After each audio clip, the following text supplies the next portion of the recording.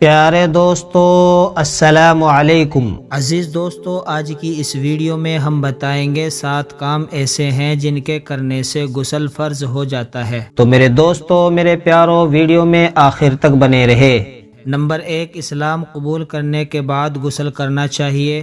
Number 2، جب مرد اور عورت کی شرمگاہیں مل جائیں تو غسل فرض ہو جاتا ہے۔ نمبر 3، احتلام ہو تو بھی غسل فرض ہو جاتا ہے۔ نمبر 4، جمعے کے دن غسل کرنا ضروری ہے۔ نمبر 5، جو شخص میت کو نہلائے اسے غسل کرنا چاہیے۔ نمبر 6، احرام باندھتے وقت غسل کرنا چاہیے۔